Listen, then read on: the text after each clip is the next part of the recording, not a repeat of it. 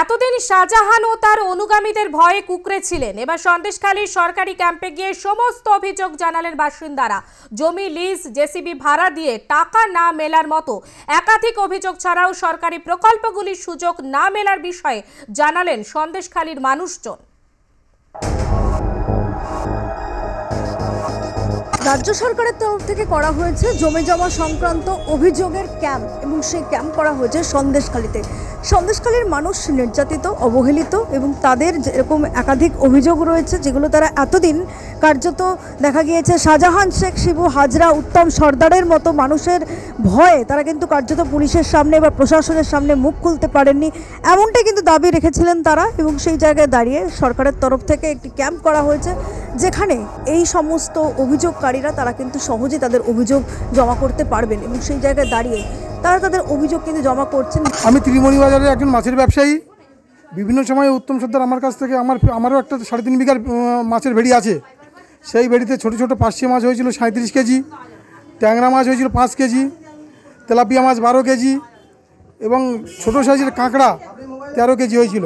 সে মাছগুলো টোটালটাই উত্তম সর্দার নিয়েছেন এবং তার যে বাজার দাম সেই সাথে সাথে আমি ঝাঁঝির দানাও বিক্রি করি, ফিশারিতে ছড়ানো ঝাঁঝির দানাও বিক্রি করি।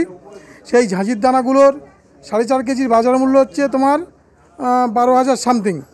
এই টোটাল 33,055 টাকা, সম্ভবত 255 টাকা নিয়েছেন এখান থেকে বছরখানেক আগে এবং যারা মাছ আমার কাছ থেকে বয়ে নিয়ে গেছেন তারাও সাক্ষী আছে। এবং আমার কাছ থেকে ব্যবসার স্বার্থে 1 লক্ষ টাকা দাদনও নিয়েছেন। এই মোট 1,33,205 টাকা আমি মোট পাবো। যাতে আমি এই টাকাটা পাই তার বিভিন্ন ব্যবস্থা করবেন।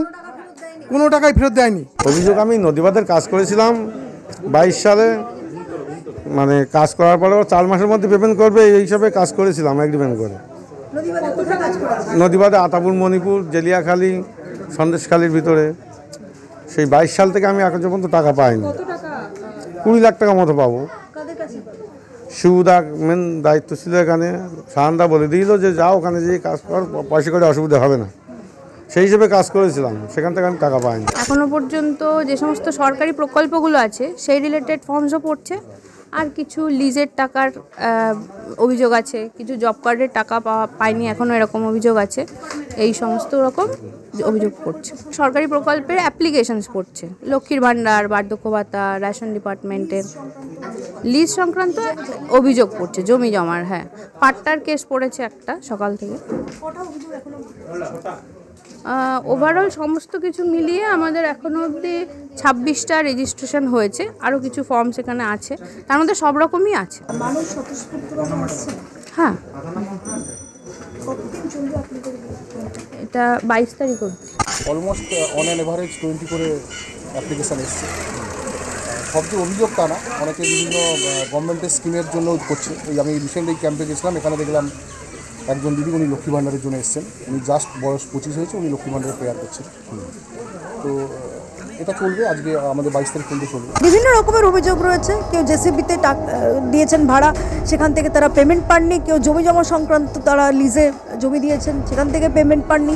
এছাড়াও সরকারি প্রকল্প নিয়েও কিন্তু একাধিক আবেদন বা অভিযোগ সমস্তটাই কিন্তু জমা পড়েছে এবং তারা কিন্তু আশাবাদী যে এরপরে হয়তো কোনো সদর্থক পদক্ষেপ গ্রহণ করা হবে সরকারের তরফ থেকে। কারণ এতদিন ধরে তাদের কোনো রকম কোনো অভিযোগে কিন্তু সেভাবে গুরুত্ব দেয়নি রাজ্য সরকার। সেই জায়গায় দাঁড়িয়ে কিন্তু এই ক্যাম্পের থেকে কতটা আশানুরূপ ফলাফল পায় এখানকার মানুষ বা এই সন্দেশখালীর মানুষ, সেটা কিন্তু এখন দেখার। পুরোটাই কিন্তু নির্ভর করছে রাজ্য সরকারের সদর্থক পদক্ষেপের ওপর। তা কিন্তু সার্বিক চিত্র থেকেই স্পষ্ট। ক্যামেরায় শুভঙ্করের সঙ্গে সঞ্জনা, আর প্লাস নিউজ, উত্তর 24 পরগনা।